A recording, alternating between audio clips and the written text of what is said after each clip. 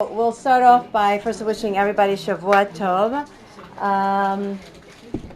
It is very lovely to be here. It's lovely to be in the setting of newness and rebirth, and it's with every beautiful aspect of life. There's always challenges, and there's always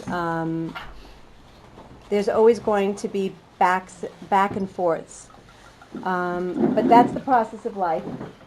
And in trying to put it together with the parsha of this week, we know that Parashat Vayishlach really talks about that whole idea of the battle of Esav and Yaakov. And I don't want to get too heavily into the idea of the parsha because I really have another idea of wanting, what I'd like to talk about, because I'd like to get us prepared for the Hanukkah spirit and the whole idea and the energy that's forwarding us and progressing us, to Hanukkah. But the idea of growth as a whole, just to touch a little bit on Parashat Vayishlach, the idea of growth has to come from conflict. And I'll just give a little tasting of, I gave a class today over Shabbat, and I spoke more extensively about the Parsha. But the idea is that the battle between Yaakov and Esav happened, the angel of Esav happened, and there was this exchange of power. There's a system of power in this world. And the system of power is that constant conflict within ourselves. And whatever it is that we see on the outside is a complete reflection of what goes on the inside. So whatever we hear, we flip on YouTube or Fox 5 or Arutz Sheva, whatever it is, it's all a reflection of what's going on inside of us. So when we're reading the Torah, which is current news, yeah? My friend told me that you read some horrific story on Yahoo about someone who killed his whole family. How is that a reflection of? You know what? That's a very good question. Let me start with, I'll say a bracha to that one. Hold on. Let me get Hashem's energy here. Baruch atah Adonai Eloheinu melech haolam shehakol nihiya b'dvaro. Amen. Very, very, very good question. How is that a representation when you hear all these tragic things on the news? You think to yourself, wait a minute. And I will tell you, and hold on, just like sort of put yourself in your chair right now and hold on, okay? Because I'm going to say something and you might want to just jump at me. There's a murderer in every single one of us. We, each and every one of us, have the ability. In fact, I'm going to be daring, and I'm going to stimulate our senses, and I'm going to say a very daring sentence right now. The difference between us and the people we call not here, okay? The only difference, per se, is that we don't fulfill the crazy thoughts. And we don't do them.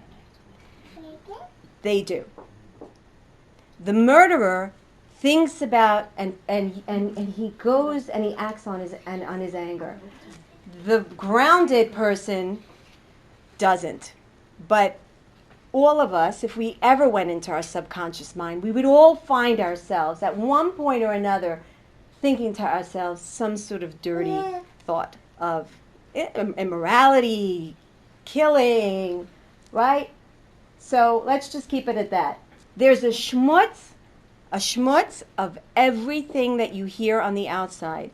Everything you see, experience with your five senses, there's that schmutz in you. And that's the Jewish psyche based on the Baal Shem Tov. That's what he teaches. This is not my Torah. This is the Baal Shem Tov's Torah. So you want to argue, go ahead. And he has, plenty of Talmidim, the books. It all outlines all of that whole thing. So the idea of, let me just get to the point of the parsha. The idea is that in this particular place where Esav and Yaakov had their ma'avak, and why the word ma'avak, battle? Because ma'avak has in it the word avak. Avak is dust. And there's a midrash that brings down that the dust, their fighting was so intense that the dust on the soles of their feet lifted up, created a cloud of darkness, of a dust cloud.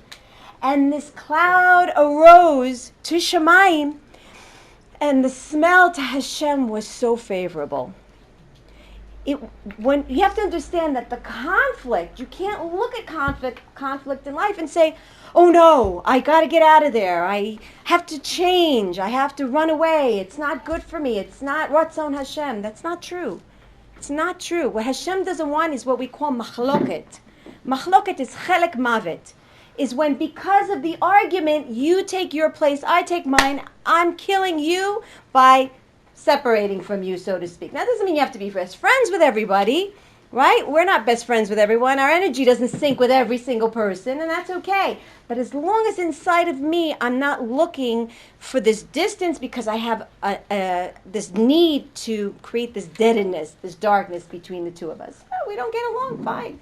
You could be civil, it's fine. But that's the whole idea. Now, what happened at this place of the Ma'avak?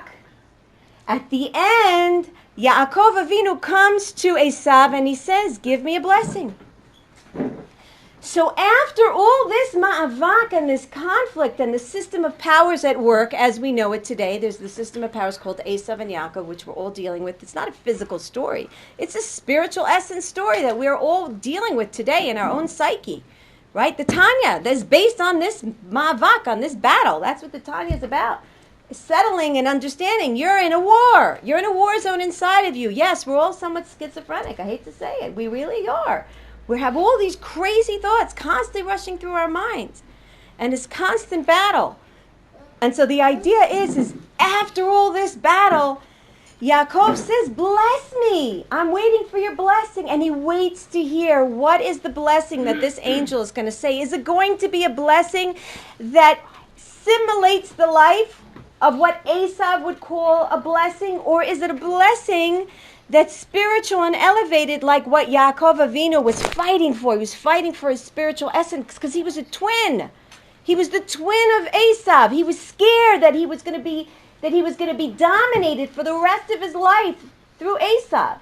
And he didn't want that. He wanted Yoshev Tam, or Yoshev, Boalim Tam, simple guy, the simple guy. And so essentially, after he got his bracha and he heard the bracha, what does it say? Vayikra hamakom hazeh Peniel. The place is called Peniel. It's called the face of God. The face of God? There was just a massive fight there. The guy got injured. We can't eat the tenderloin because of him. Because of that. God willing, when, Mashiach comes, we will be able to have that succulent piece of meat. But in the meantime, there was a huge, what, now we're going to celebrate Peniel? This is where I'm going to find Hashem? Yes. Because when you have a ma'avak and you're in the battle, and you fight for what you know is true, you find the image of God in you. And that's what we basically learn. So why am I prefacing it? Because, yes, it's beautiful. We get married. We get remarried. Whatever it is, we stay married. Whatever it is. It's a ma'avak. It's a battle. It's a battle every moment of our lives. And we have to understand, we have to cherish the battle. We have to appreciate the battle. We have to know that there's no other way to see our face being reflected in the essence of our godly image unless we go to battle. And with that, I'll start and talk about the Nes of Hanukkah. And the whole idea of miracle, because it's a huge miracle. The whole idea of this ma'avak really depicts a miracle, because for us to see the hidden image of the godliness in ourselves is a miracle. It's a miracle that we're physical essences, we're physical entities, and yet we're godly at the same time. It's complete opposite polars. It's like men and women. Men and women, complete opposites, heaven and earth. Complete opposites. And yet we in our bodies have the ability, which is Yaakov Avinu, to merge heaven and earth and complete different polars of the universe. And that's what marriage is.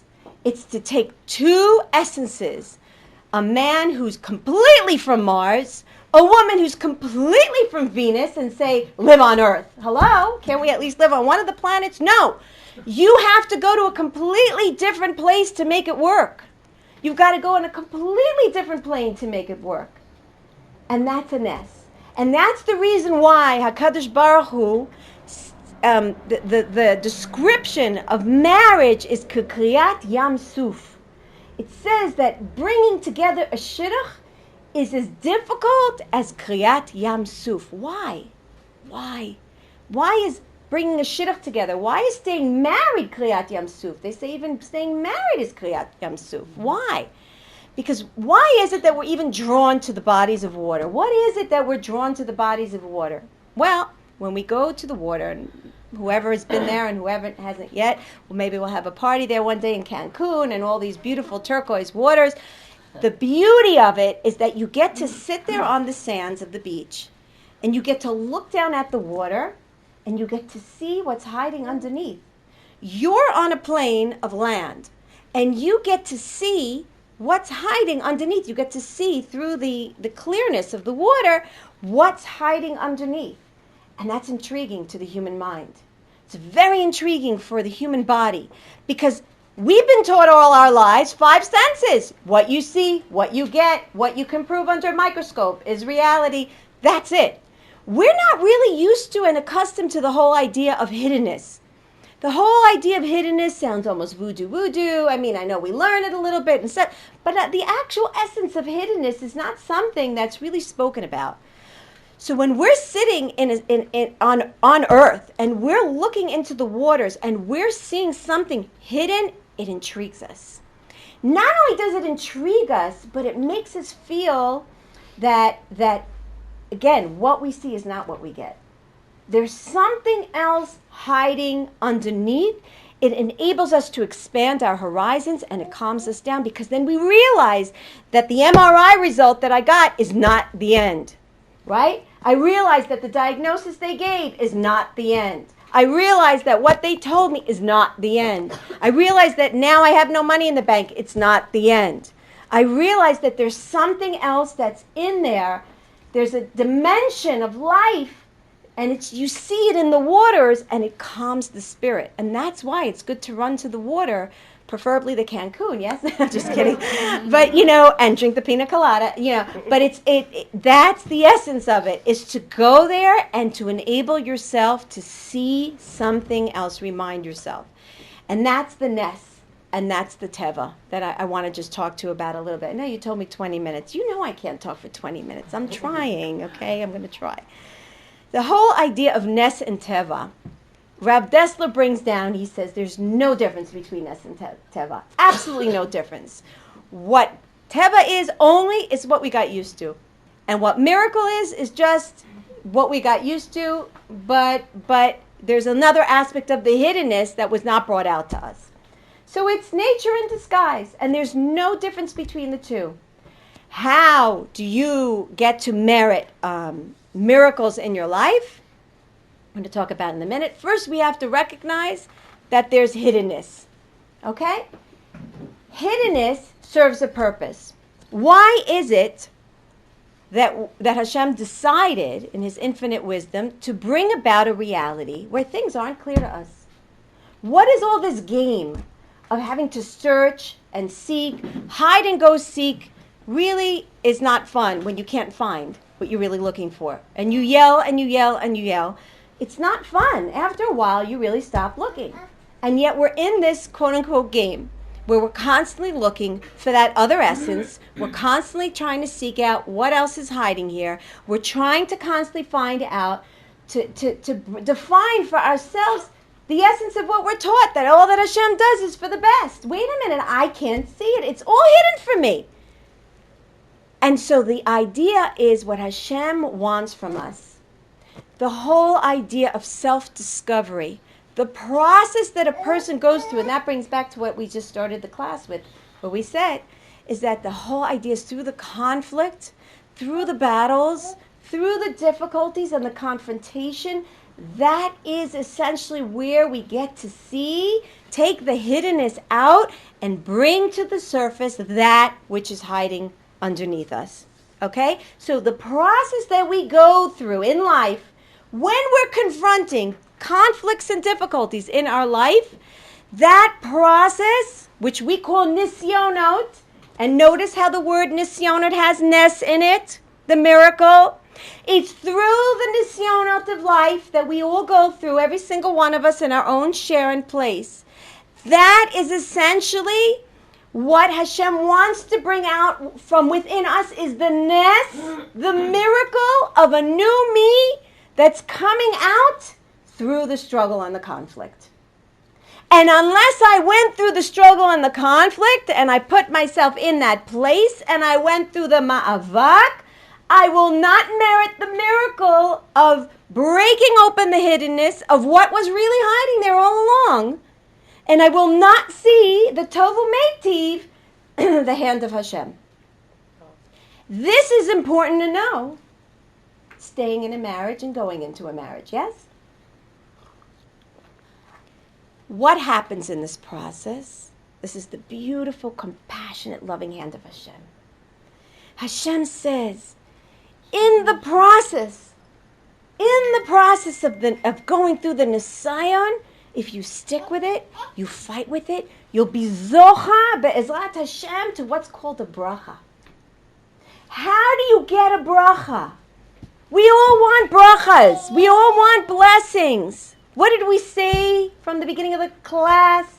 The bracha came after the conflict. What is a bracha? Bracha, according to Rashi, is very simple. A bracha is, I'm planting one seed, and I get a whole pardes. I get a whole, how do you say pardes? Orchard. It's the problem when you live here in Israel. You speak Hebrew, and you forget your Hebrew, and you forget your English, and you mix them together and make a new language called Hebrew. The idea is, a bracha means you put in something, you put in one thing, and you get something amazing that you did not expect out of it. You're thinking, I put in a bag of popcorn. I'm going to get a bag of popcorn. You get 20 bags of popcorn. You can give to the whole neighborhood. You think you're going to get 5 challahs. You end up getting 7. Wow, bracha. Anything that you do, we do in life, that we get more out of it is considered to hold what we call a bracha. And in essence, if you look at the word bracha, bet reish chaf, bet is 2, reish is 200, chaf is 20. All 2s. But not only are they all 2s, they're the expansion of the 2. 220, 200. That's the essence of flourishing and fruitfulness. Bracha means is what I put into it, I'm getting a lot more than I even thought about. But what's the danger? You know what the danger is? I'm expecting a lot from the beginning. I put in 2 and I want 200 million, not just 200. And that's the problem. And that's the hiddenness. If my level of expectation of what it is that I expect to receive out from my investment is beyond the capabilities, I'm already setting myself up I already set myself up the kli to receive the unanticipated, massive fruitfulness of my labor, and I end up getting 40 from it, which is also a multiplication of 2. It's disappointing if I'm expecting 200 million, right? Again, just the analogy. So the idea is where is my level of expectation? And this is the heart of the problem. It's interesting because he goes back to get the pach katan. Yes. Well, the pach has many different esoteric. But I'm saying he's going the small things, but there's great. The bracha comes. Comes from the small. Thank you, from the small things of life. Now, here I want to come and talk about another thing about if we want to increase bracha. So, number 1, we spoke about expectations. The level of expectation of what I invest needs to be with humbleness and tzniut. Lo magia li klum. I don't deserve nothing. I deserve nothing. I don't deserve any money back on my return. What I give, God gives, doesn't expect anything in return. I want to be godly. I want to be Yaakov. I want to break away from Esav. Don't expect anything in return. All bonus. Everything in life is a bonus. No expectations. You will never be disappointed. You will see bracha in everything that you have because you started out already with no expectations. The bet, the 2, is already going to jump to 20 without you even noticing it because there was nothing there. It's going to flourish on its own. Our expectations, they stop. They deaden the bracha. They completely knock it down. So the idea is not to have this expression. And here, I just want to talk about something which is such an important factor. And if we walk away tonight, getting chizuk from this small little thing, that's something that's usually not spoken about, then I, as the little person as I am, will be so happy. It says, En habracha shora ela Ma shesamui min ha'ayin. There is no bracha other than from what is hidden from the eye.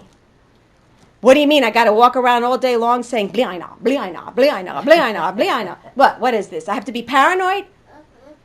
Right? We all have this thing, but we know it's real.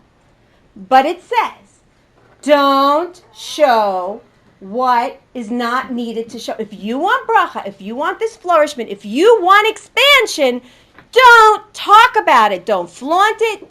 Why? When you're flaunting it, first of all, you don't know who you're flaunting it in front of. Yes, I have an amazing marriage. My husband gives me massages and prepares me coffee just the way I like it every morning. Maybe I'm talking to a woman who's struggling in her marriage and she doesn't know if she should stay married or not. It's not fair. Not fair. Maybe the friend of mine that I'm talking to has problems with her son, ADD, can't find the right doctor, and my kid is flourishing top 10 in Yeshiva of Mir. I don't know. Not fair. Not fair. You want bracha. Hashem says you want bracha. Forget the ayin hara. Simple respect of the human person that's standing in front of you. You don't know. We're all human. We all have jealousy. I don't care where you are. I don't care what a tzedekis you come from. I don't care if you're the direct descendants of the Baal Shem Tov. You cannot say to me you don't have jealousy. You cannot say to me you're not don't have immoral thoughts. You cannot say to me that you don't have time. You can't say that to me. I'm sorry. Then you're not shayach to be in this room. You're embarrassing me because that's not fair.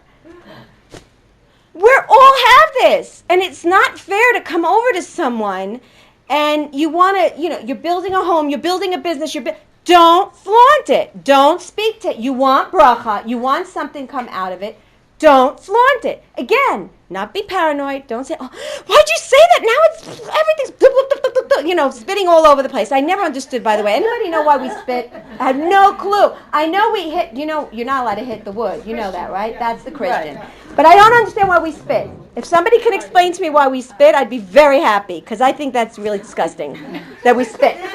Maybe it has something to do with the water. The Baptist? What? What are we trying to baptize something? All right. Can we open up the window? I'm getting very passionate, and I start turning very red. Can we open up the window a little bit? Okay. It's really hot. Rena, can you open the shoes, maybe? You open the door. No, but it's just a matter of... Yeah, the crosswind. All right. So anyway, bottom line is, okay, 23 minutes. I'm not holding bad. Okay, I only have 300 pages more. Some things never. Well, yes, no. Torah Anytime knows that. I tell him 40 minutes, it's 300 hours. Okay, so the idea is that bracha needs to be somewhere. Now, then you're going to say, but wait a minute. I'm opening up a business. Everyone's going to know about it. Right? How can I hide a business? I want them to come in. I want them to know. I'm going to get married. I'm going to open up a business. I'm going to do these things. What do you mean? I'm pregnant. For goodness sakes, how long do you want me to keep sucking it in? I mean, they're going to see my stomach. HaKadosh Baruch Hu created such an amazing system. And the idea is we learn this from the pregnancy. The first 3 months, most times women themselves don't know they're pregnant. Why do you think that happens? You think we're just not... Why? Many times we don't know we're pregnant. For 3 months? No. I didn't talk about the 3 months. Many times, they say that you have to wait a week after you're laid, right? And then you do the prepare, and then it takes a day or two to get it back. Whatever, it could be. It's 6 weeks, right? Until we find out. So the idea is Kadosh Baruch Hu says, whatever people can't see, don't tell them about it. If you're in the middle of planning something, you're in the middle of a shidduch, you're in the middle of building a business, and it's not out there yet, don't talk about it. Your child is looking to get into his yeshiva. Nobody necessarily is going to know about it until he's in yeshiva. Don't talk about it. In other words, our job is to talk about whatever it is that's already set and settled in the ground. Once the store is open, the store is open. Everyone's going to know about it. Once I bought a house, the house is open. Right? I'm going to invite everybody over, but they don't have to know about it throughout the process. Again, just safeguard the bracha.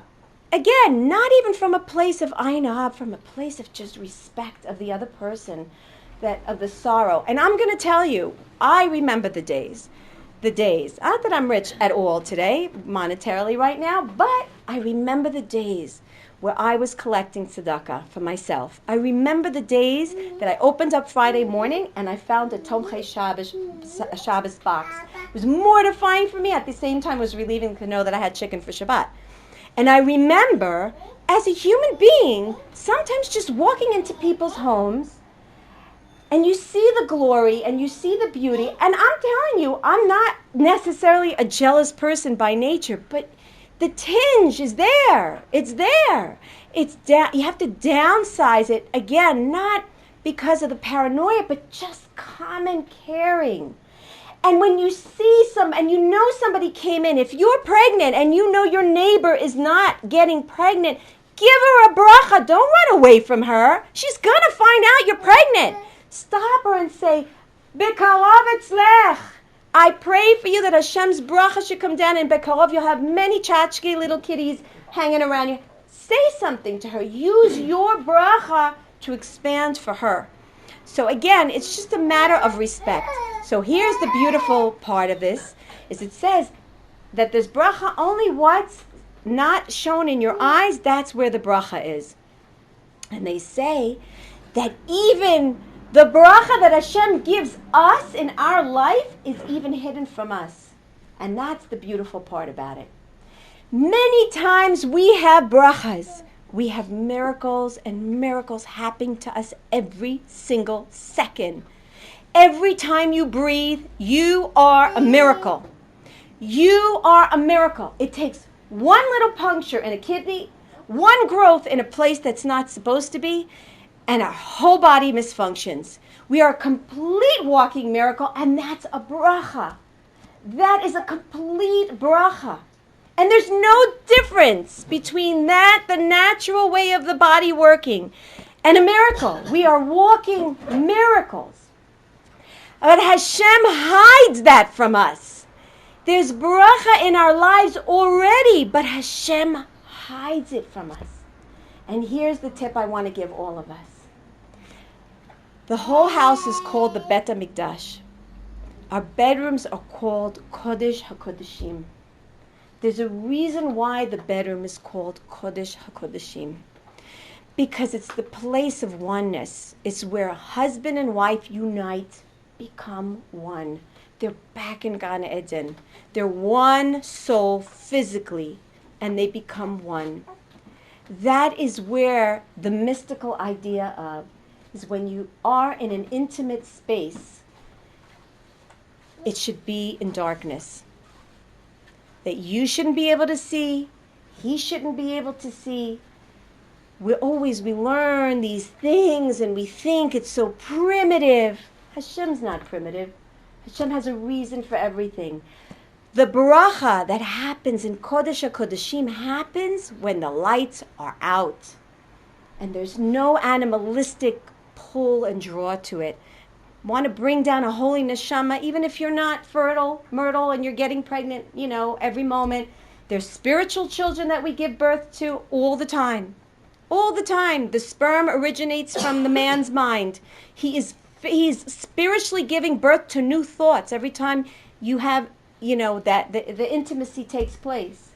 And if it's done in a place of darkness where it's samui mi'ayin, you don't see and he doesn't see, you create bracha in your home. You create beauty and kodesh in your home. So that was my little Rebbitzin kind of quote that I had. I'll end off by saying this. Mashiach in the Torah is called Haben Yakir Ephraim Im Yeled Shashuim. The Torah describes the idea of Mashiach as being a Ben Yakir. Now, Yakir is spelled with a kuf, Yakal, cherished. But we know that the kuf is interchangeable with the kaf. And if you interchange the kuf with the kaf, you get Yakir from Lahakir, to get to know.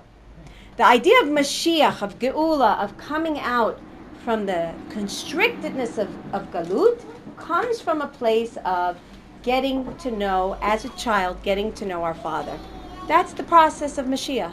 That's where we're all in. We're all getting to know Hashem. We're all getting to touch and feel the essence of our godliness through the Nisyonot, creating nisim, miracles in our life, because as we go above our nature, we get to see the hiddenness of ourselves. We also get to merit miracles in our lives. That's the way, midah keneged midah. As I go beyond my nature, well, I'm angry by nature. So what do you want from me? Leave me alone. I'm an angry person. I am angry. Accept me, love me, or leave me. Oh, he'll be leaving very soon, but okay. But that, no. The idea is we are becoming better people. We're in the process. We're in conflict. We're fighting for our essence. And it's through that we go above our nature, that we are zocha midah keneged midah, to also get the nisim, to get. But the idea of Mashiach is to get to know Hashem, and that's the reason why Hashem created a world of hiddenness.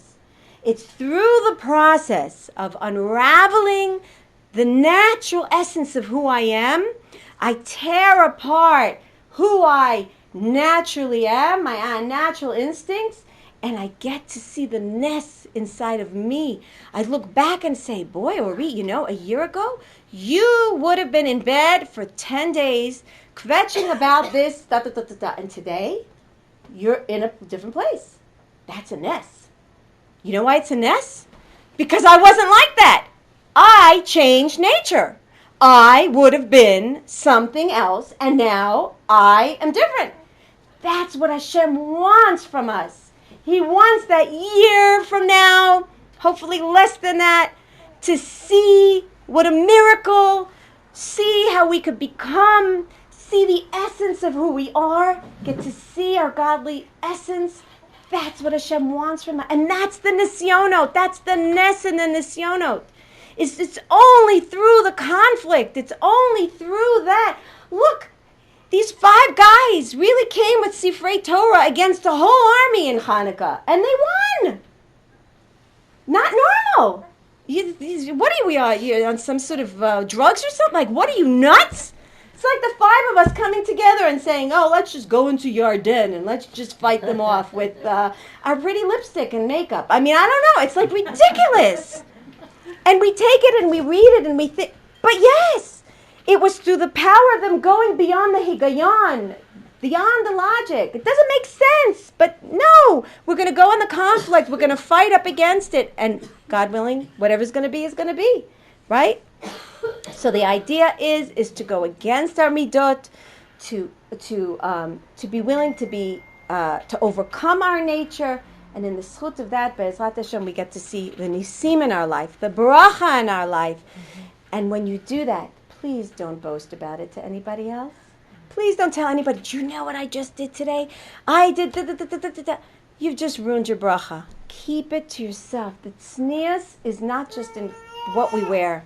All right, it's just keeping it to ourselves. When you don't speak about things, one of the reasons why it gets a bracha is because Hashem takes it. He's the only one who's privy to it, and He takes it and He puts it in a treasure box and holds it just for Him. It holds a tremendous amount of beautiful weight for you and your family. Nobody needs to know about it. It's between you, your higher self, and God. That's it. So with that, I'd like to wish Even for you. Even a close friend or something? I mean, I understand not spreading your, Yes, close friend is no problem. I mean, talking Yeah, to people you that have to share choose, they things say, with. just like with Lashon No, Hara. because now you just said, you made it seem like it was just issue. That's what I was just If the less people you talk about it, Samui mi'ayin means Samui mi'ayin. It didn't say, well, you can let one friend in. It said, it's very clear. Samui mi'ayin. It's better not. But if you tend to be, and that's your nisayon, I love to tell the whole world about everything that's gone on with me from the moment I woke up to the moment I went to bed. If that's who you are, and there are people who are like that. There are plenty. Some people, everybody's got a different nisayon. I'm not laughing about it. There are people who have to say, I went to the bathroom. Yeah, I mean, that's why they have Twitter, right? I'm in the bathroom. I went to buy 3% milk, then 1% milk. Like, who cares? But there are people like that. They need to let themselves be known, and that's fine, and that's nisayon. So maybe instead of posting 100 times, they're posting 3. That's also good. It's downsizing, okay? The key is to downsize. I feel bonded to you. Right. So the idea is just like with Lashon Hara. Even with Lashon Hara, there are some gray areas that say, yeah, you're not supposed to speak to anybody. But what if you're burning inside? You're really burning. Choose one person and speak Lashon Hara to that person. But you're only to that one person. And you go to that person and you say, listen, I know I'm not allowed to be doing this. Just close your ears. Just act like you're listening to me. And let me just speak. Literally. That's literally. And then be done. That's Toelis. If you're doing it for Toelis because you're growing well, I could speak to 20 people and say it's Toelis. I mean, right. I have to set gvul, right? So I'm saying that, there are certain mechanisms within our body and our psyche that we need to work with. We have to, everyone's got to know less who they are. More. Right. So yeah, there definitely is that. So I want to give you, Be'ezrat Hashem bracha. First of all, that the essence of the goodness of this marriage should become revealed to you. That there should be as less work as needed to be in order for the goodness to be revealed to you and to him. That you should both grow from this marriage. You should both grow to love. Love is not something you get right away. It's something you grow into. That Be'ezrat Hashem shouldn't give you the nisyonot to grow from, but that you should be able to grow together, each together, in a revealed way, in an easy way, in a comfortable way, and it should be a dugma and an example for your children, for the people around you, and Be'ezrat Hashem should be zocha to a lot of bracha, a flourishing and an expansion of goodness and blessings and health and happiness and shefa. You and everything I'm saying is for all of us. We should, all of Klal Yisrael, we should all be zocha to all these brachot all the time. Amen. Amen. Amen. Beautiful. Okay, now you can go on and eat. I want to share something with you, but now I feel like I can't.